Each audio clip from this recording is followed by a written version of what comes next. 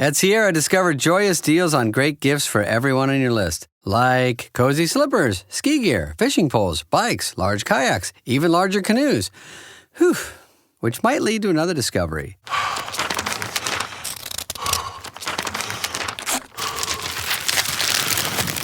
Wrapping gifts is the only sport you need to stay fit this season. 'Tis the season to discover great gifts at unexpectedly low prices. Sierra, let's get moving. This episode is brought to you by Indeed. You're ready to move your business forward, but first, you need to find the right team. Start your search with Indeed-sponsored jobs. It can help you reach qualified candidates fast, ensuring your listing is the first one they see. According to Indeed data, sponsored jobs are 90% more likely to report a hire than non-sponsored jobs. See the results for yourself. Get a $75 sponsored job credit at Indeed.com/podcast. Terms and conditions apply. The Last Show with David Cooper, where we apply quantum mechanical psychoanalytical astrotherapy to your problems. You're a nerd. You enter a subway train wearing smart glasses, Google Glass, and it feels like you're recording everybody on the train. What happens? Somebody on the New York subway assaults you and breaks your glasses. Of course, wrong. But when the internet gets wind of it, they kind of treat the woman as a hero. This is not a hypothetical. This just happened. I am here with Carmi Levy. It is time for technology time. We'll go over the tech stories of the day. Carmi, welcome into the show. Oh, good to be with you. And I want to thank you, David, for wearing not smart glasses, dumb glasses without the flashing light, without the camera. Because, you know me, I don't like being recorded. So I appreciate that. Dumb glasses to match the dumb host. You know, when we're out in public and there's like security cameras everywhere, we just, don't care at this point. But if someone holds a phone up to you and it looks like they're recording you, or someone's wearing smart glasses and the little recording light is on if the glasses have it, we start getting up in arms and feeling like our privacy is being invaded. There's something about human psychology that when you see someone videoing you, it's much worse than like a passive security camera. And that's what happened on the train, and it sparked a debate. This woman smacked a pair of smart glasses, I believe they were Meta, not Google glasses, off of a fellow subway train rider.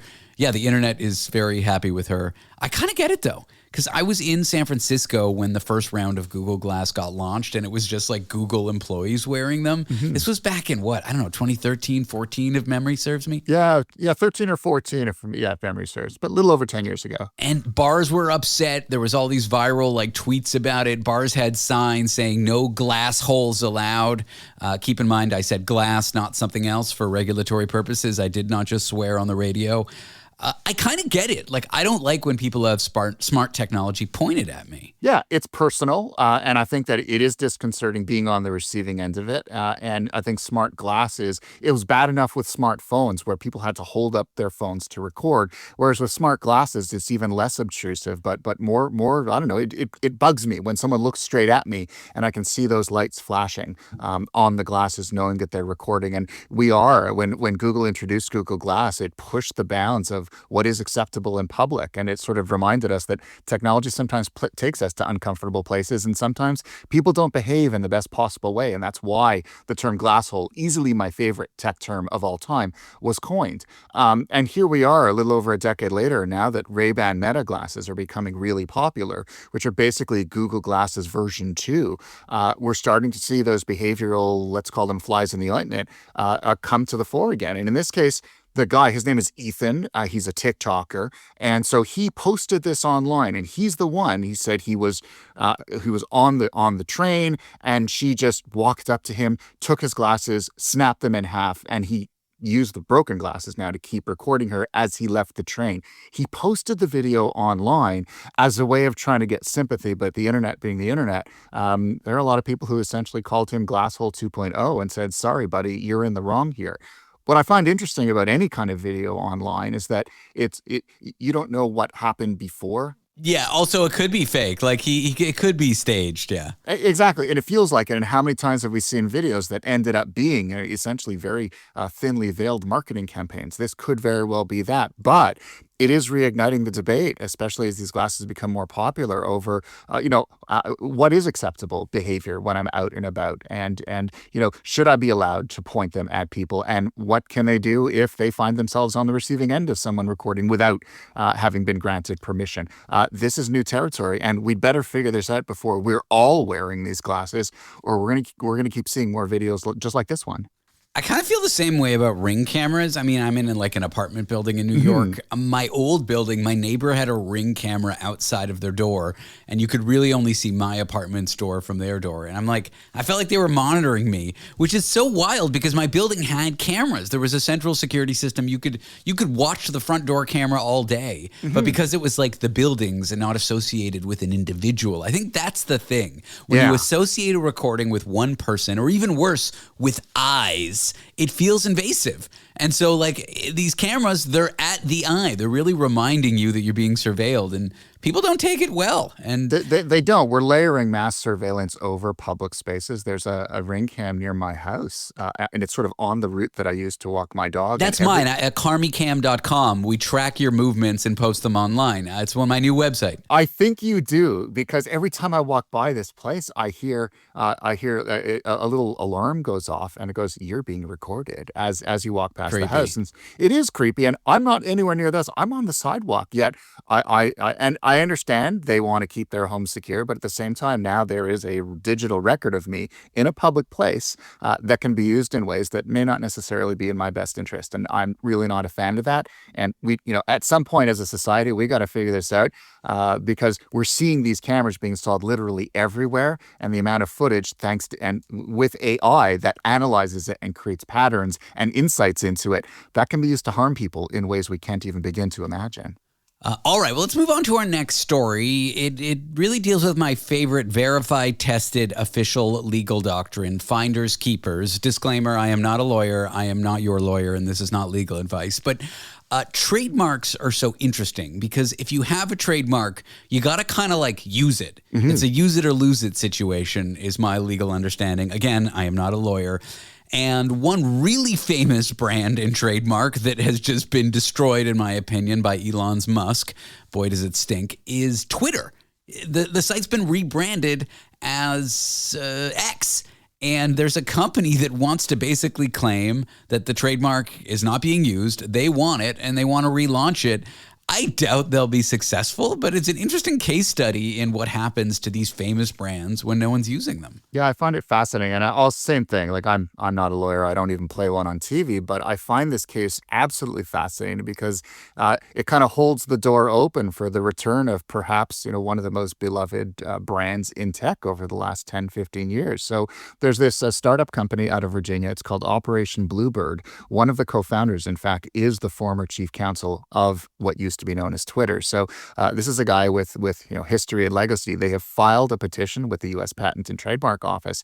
They want to cancel the X Corporation's trademark of the words Twitter and tweet and the bird logo. And they're saying that X has abandoned them, that in 2023, Elon Musk rebranded the company. He posted many times on his X account saying that, this is, it's done. We're no longer using this brand and we're moving on. We're replacing everything with X. And so there's ample digital evidence that shows very clearly they have no intention of they've abandoned it, and they have no intention of going back to it. They don't just want the brands, though. They're actually proposing, from a website, twitter.new, they're proposing relaunching Twitter as it used to be, that sort of genteel town square where, it wasn't toxic and it wasn't, dominated by bots, and it wasn't kind of a place where you wouldn't want your kids to go, which is what it's become under Elon Musk.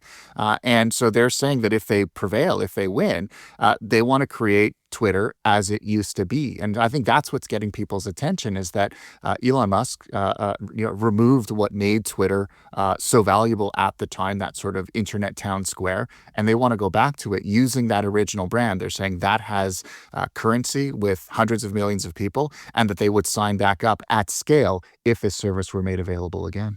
I don't think you can just say a big company dropped one mark or isn't using it as much. Boom, it's mine now. I doubt they'll be successful, but it is kind of interesting. It's an interesting case, and it's got some major people in Twitter behind it. So I guess it's something to watch. Will Operation Bluebird succeed? What do you think? I hope so. I agree. I think legally it could go either way. There's some legal experts who are chiming in on this, saying that abandonment is very difficult for the company that has abandoned the brand to defend against, and that they're saying this isn't just regular law, this is patent law, and the rules are really different there. So they may very well be onto something, and it'll be a really interesting case to see or to follow as it plays out into 2026. I'll be watching. I've already gone to twitter.new, and you can sign up. You can ask for a username and give your email address so that when they launch, they will in fact set up your account for you. So I'm crossing my fingers because I really do hope this comes back and I hope this succeeds. This episode is brought to you by State Farm. Listening to this podcast? Smart move. Being financially savvy? Smart move. Another smart move? Having State Farm help you create a competitive price when you choose to bundle home and auto. Bundling, just another way to save with the personal price plan. Like a good neighbor, State Farm is there. Prices are based on rating plans that vary by state. Coverage options are selected by the customer. Availability, amount of discounts and savings, and eligibility vary by state. Have you ever been in a self-driving taxi? Well, are they safe? That's the great question. Waymo's robo-taxi fleet is now subject to another recall. This time, it didn't stop for school buses. Great. This story gives me the chills, and not because, I live literally half a block away from a bus stop where every morning I watch human drivers drive through the lights while kids are boarding or deboarding. So it's a problem. It's bad enough with human drivers, and now apparently Waymo's technology is introducing the same problem to autonomous driving as well. This comes as, I used to live in SF, San Francisco. They have those cars there. There's an announcement that they might be coming to Canada, close to where you live in Toronto.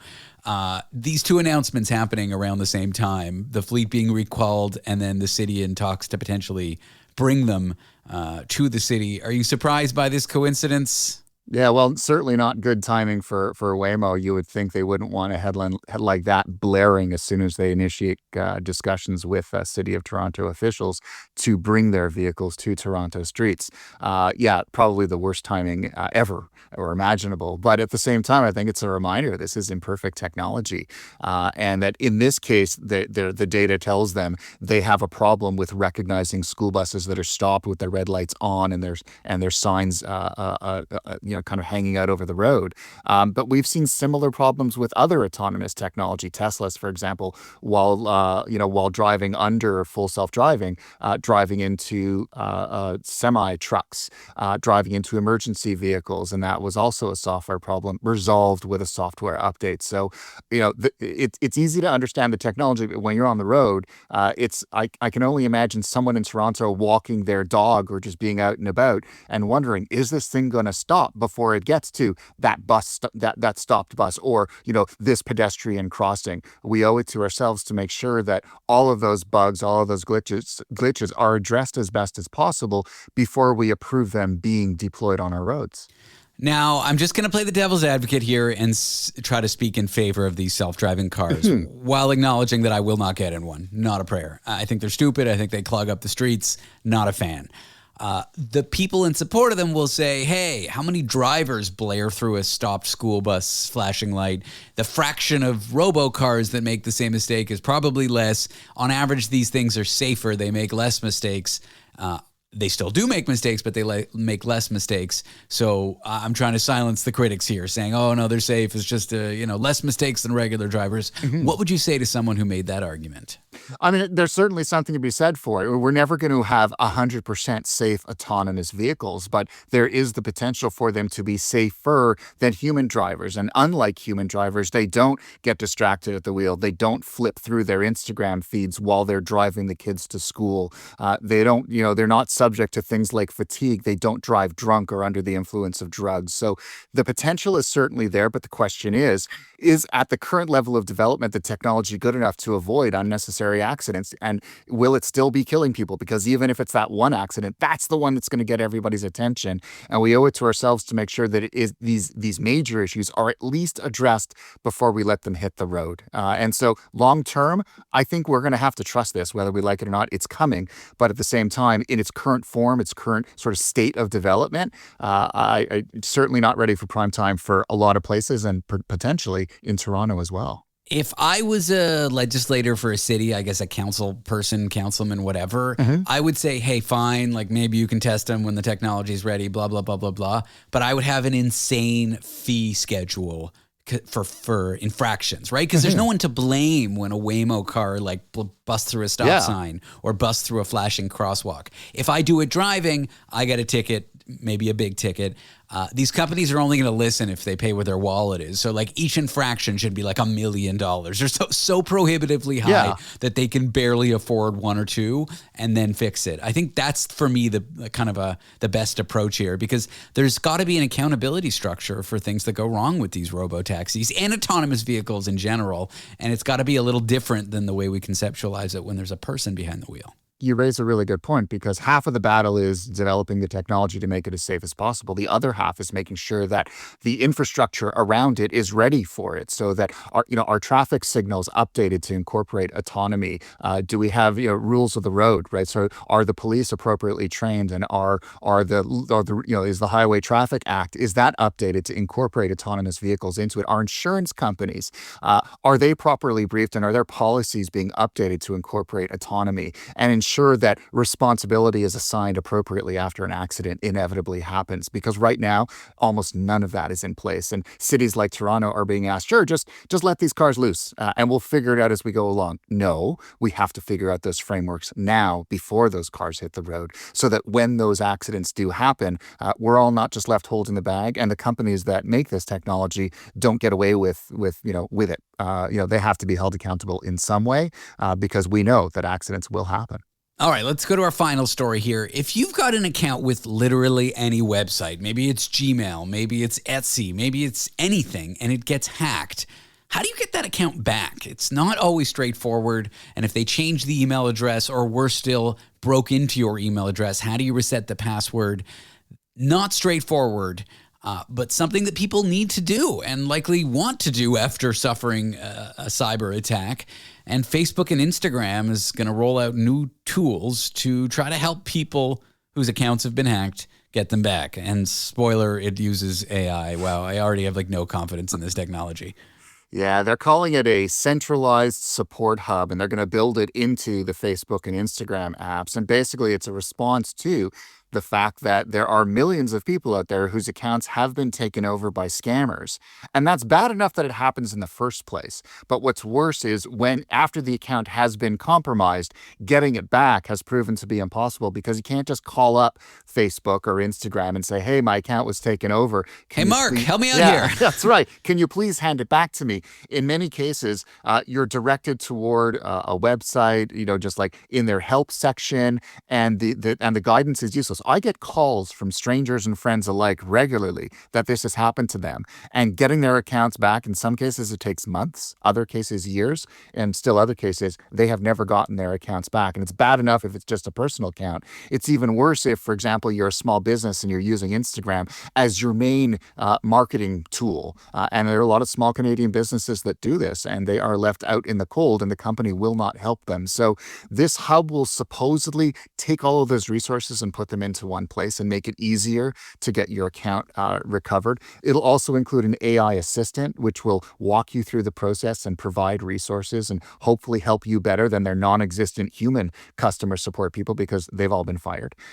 What's irksome about this, though, is that if your account has been taken over, the resources for this support hub are in your account, in the app. So how are you supposed to use it if someone else has access to your account? So I don't quite understand how it'll work. I appreciate that they're doing something about it, but this is one of those cases where governments need to get involved, and they need to ensure that they're not just paying lip service to it, but they're actually doing something that helps people. I don't think this one will. And on the consumer side, after I lost her, my laptop got stolen in June. I have a software engineering degree. I worked in tech for 15 years. Mm-hmm. I never used a password manager. I just had 3 or 4 different passwords of various security that I rotated for 100 accounts that I had. Finally, I installed a password manager to give all my accounts unique and strong passwords. And man, do I love it. And man, I do not understand why I didn't do that years ago. So if anyone listening is like, oh, how am I ever going to get my account back after a hack? Step number one is don't get hacked. And that involves using good passwords. Mm-hmm. Absolutely. That's easily the wisest advice you will hear today. Listen to this man. He has learned firsthand. I don't know why I never did it. It was just like, oh, I'll do it another day. Finally, my laptop gets stolen. You had to learn the hard lesson. That's the way it works. And I'm like, well, if they get one of my passwords, they can now get into everything. Keys to the kingdom, my friend. All right. Well, Carmi, thank you for joining me on the program. I appreciate you being here. So great being with you, Dave. Really appreciate being here. Carmi Levy is a technology expert based out of London, Ontario, Canada. Doug. Here we have the Limu Emu in its natural habitat, helping people customize their car insurance and save hundreds with Liberty Mutual.